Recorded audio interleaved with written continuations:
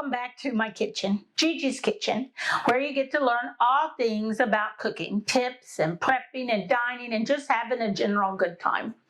And today we're going to talk about stuffing or dressing. We call it dressing.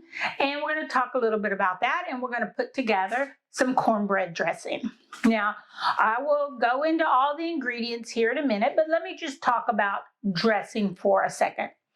Dressing is considered a side dish, and stuffing is considered when you put it inside the turkey. So when this dressing goes into the turkey or into the roast or it becomes stuffing. So that's the big difference in that. And every family, and even within families, have their own family recipe on how they make dressing. It becomes the family recipe that's passed down from generation to generation. And as you get older, you settle in and maybe you make some adjustments to mom's dressing or Auntie May's dressing. You make some adjustments, and then your family loves it, and it becomes your family's dressing. Well, I'm going to share my family's cornbread dressing recipe with you. I did not grow up on cornbread dressing. I grew up on herb dressing, which is a whole nother recipe. But you can talk to 5 people and they will tell you how to make cornbread dressing differently. Everybody does it a little different. Now, the ingredients are pretty much the same across the board. So that's what we're going to talk about today, is ingredients. If you've never attempted dressing, that's okay. You need to start somewhere. So one of the few things that we talk about is utilizing some of the ingredients that's already on the market ready to go. So our standard ingredients that we always put in cornbread dressing is cornbread. Now, you can buy the little package of cornbread, classic stuffing, and on the back is the recipe. This is the same recipe. It's the standard recipe that we're going to do today. And you can utilize this and make it along how you want it to be. It's very simple. This makes life real easy. And if it's just 1 or 2 of us, I may use this. Maybe even in the summertime when I want to stuff a roast or I want to stuff some pork chops. Now on our cornbread mix, and this is the cornbread that we made a few weeks back, and you can go back to that video and look at that video how we did it. There is a cornbread recipe here, and then just below it is a cornbread dressing recipe. Has basically the same ingredients as this in it. So it's the standard ingredients that goes into cornbread dressing. And then everybody goes from there and dives off into their own little arena and how they want it to be.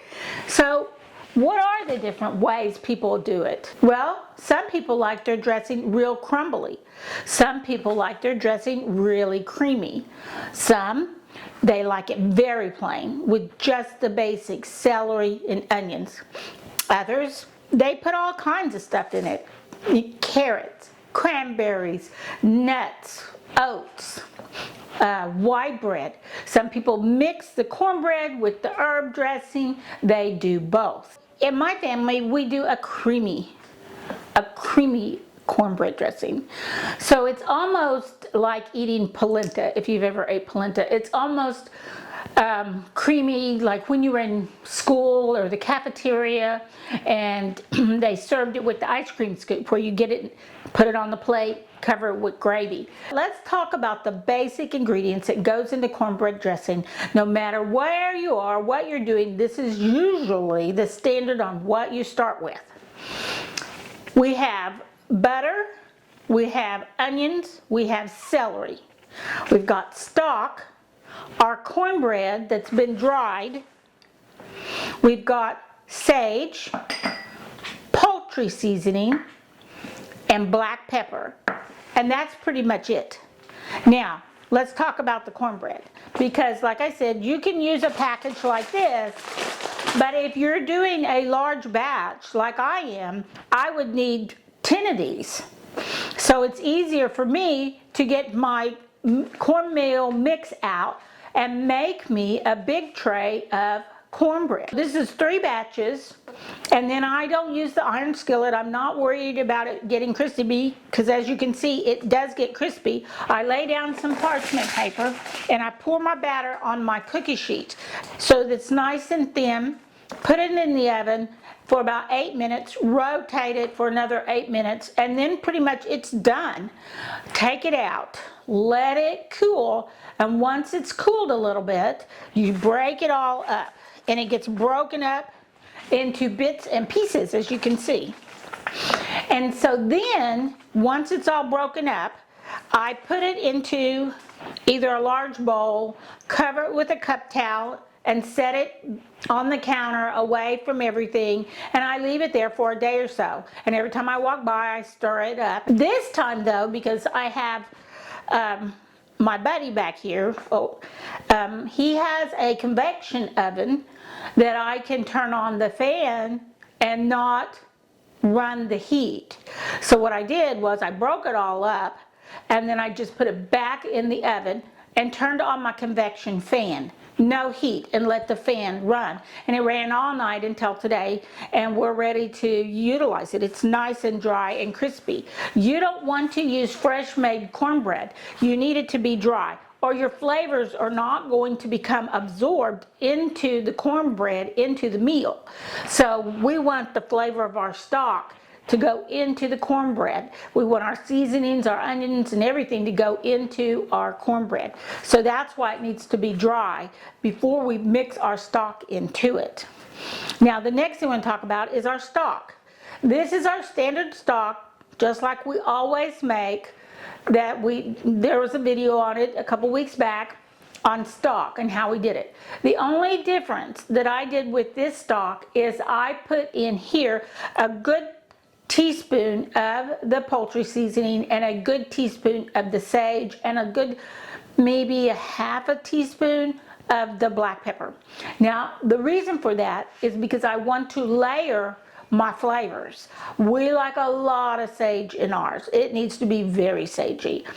And I also, when I built my cornbread mix and put it all together in the bowl, I added a teaspoon of sage and a teaspoon of poultry seasoning to this. Now poultry seasoning comes in a little jar, and it says poultry seasoning right on the front of it, and it's usually thyme and sage and parsley and maybe a couple of other little herbs they throw in there and it's all ground together. And then so you'll get sage in here, you got sage in here, then you got sage here, you got sage here.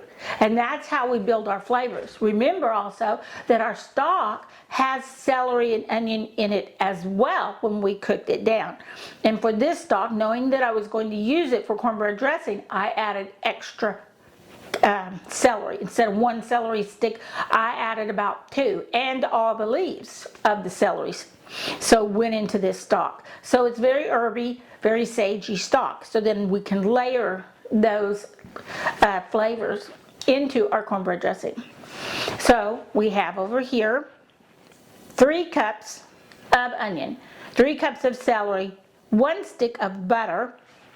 So on my normal batch, and I'll list it for 1 batch, I'll put in the description, but it's usually 1 cup onion, 1 cup celery, 1 teaspoon poultry, 1 teaspoon sage, half a teaspoon of black pepper, 1 batch of cornbread, and then 3 cups of stock. Now, according to how you like your dressing, that stock may go up and down. Because we like ours real creamy, I'm going to have more stock in mine.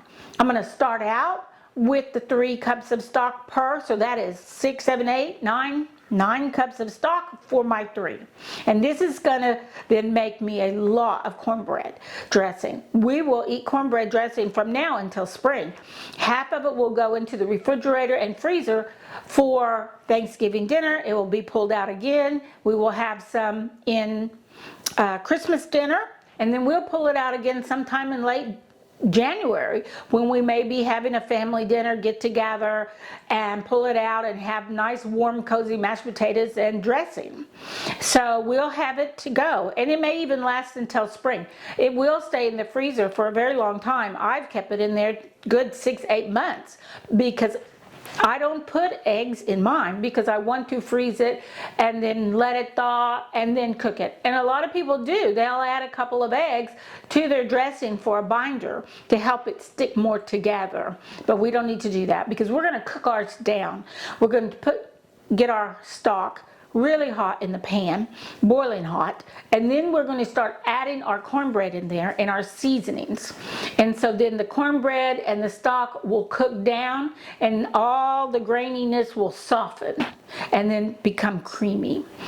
So everything you ever wanted to know and more about dressing is here. So you know what we need to do? We need to cook. So let's go. Here we got our butter going, and I put this in this long pan so you could see it better. Sometimes I will do it in a big roaster. Now if you're only doing one little batch, that's fine. But I've never found one batch to be enough. I've always had to do two, and I've learned over the years 3 for us is the perfect amount. So I'm going to get my butter melted, and this pan is very thin, so I really have to keep it moving. But as you can see, my celery and my onions are very fine. I have put them in the food chopper and I chopped them very, very fine, just because we like ours creamy. Now if you like yours chunky, you might want to chop them by hand.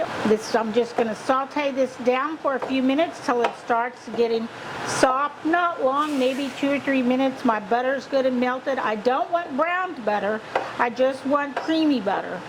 So I can't let it get too hot. So I'm going to go ahead and throw in my sage, my black pepper, and my poultry seasoning. Now I have not added any salt, but my stock does have some salt to it. So that's salty. The butter is salty. So I will not salt it till we get down the road a little bit. To see what all we need. And we're just going to stir this till the butter's good and melted. I think I'll turn my fan off. There we go. It's so noisy, sometimes I don't think you can hear over it. So here we are sauteing our onions, our celery, our seasoning, our poultry, our sage, and our black peppers all in here with 1 stick of butter. And you can see it's sauteed, it's turned really soft. And so now I'm going to go ahead and I'm going to add my stock. Now I'm going to need 9 cups of stock to start with. I'm going to add 2 more cups, and that should put me at 10 cups of stock. Now I would definitely make sure you look at your ratios on your cornbread, because if you get so much stock in there and then you don't have enough cornbread, you'll end up with soup. And we don't want cornbread soup, we want cornbread dressing. So make sure you start out with little and then go from there. We're going to let this come to a good hot stock. And then we start adding our cornbread into it. I kind of like mine when I make the my family's dressing that I grew up with. I do like it a little more chunky, but with my husband's family, they like the cornbread dressing and they like it creamy, and that's where I learned to eat cornbread dressing really creamy. And the only way I could get it creamy is to cook it down like this. This looks really good. It's nice and simmering up. I think we're ready to start putting in our cornbread.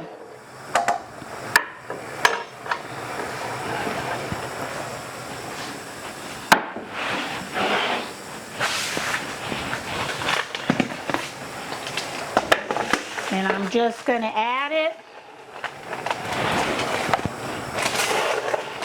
Let it soak all that up. And then stir it a bit.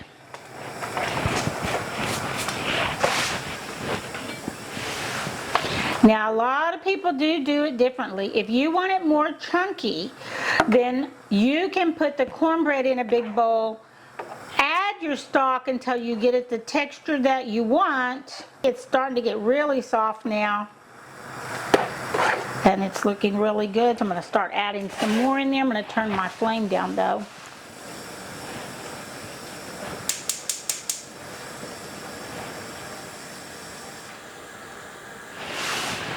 And we're going to add some more.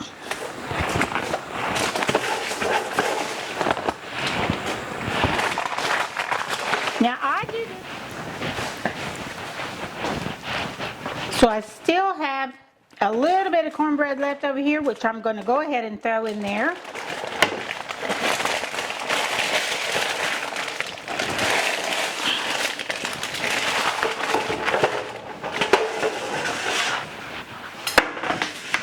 And we're going to mix this all around until it's all incorporated. And as you can see, once we got it made, it doesn't look like that's very much cornbread. But if you consider 1 scoop a serving, then I probably got, you know, a good,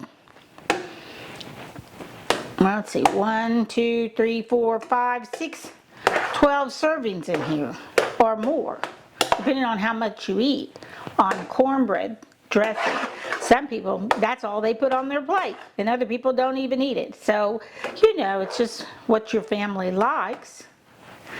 And if you've got someone in your family that makes really good dressing, call them up, ask them, show me how to do it. How do you do this? I want to learn the recipe, and I promise you they're not going to say no. We love to share our recipes. Now, if I had a big enough deep freeze, I could just put this whole thing in there, but I don't. So we're going to divide it up. I have my pans ready, and I'm going to show you how we do that. But there you go, cornbread dressing. Be right back. We got our cornbread dressing. It's ready to go. It's still steamy hot. Now, I will tell you that I would highly suggest not to add any more seasoning to this until tomorrow or the next day before you put it in the freezer, because these flavors are going to intensify.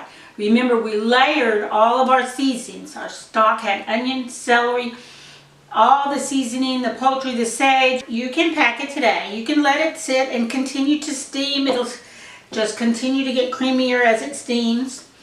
And then once it's cooled, you can put it in the refrigerator. It will go to the deep freeze. And then the day before Thanksgiving, I will pull it out of the deep freeze. I will set it out, let it completely thaw. And then at that point, I can taste it again and see how it's doing. Now, that's one reason I don't put eggs in mine, and I really don't feel like it needs a binder. If I need to add more stock to it, I can at that point to make it more wet. And what I've decided to put them in are these little tin pans, because they fit in my freezer fairly easily. I have sprayed them with oil so that they can be non-stick.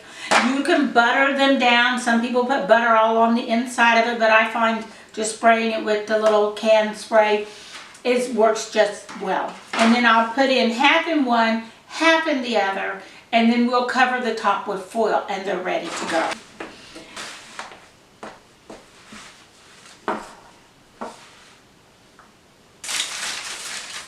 So now I can write on the top of it with my Sharpie, cornbread dressing, today's date, blah, blah, blah. And this is ready to go to the freezer. If you're going to cook it in this, that you are going to put it onto a heavy-duty cookie sheet.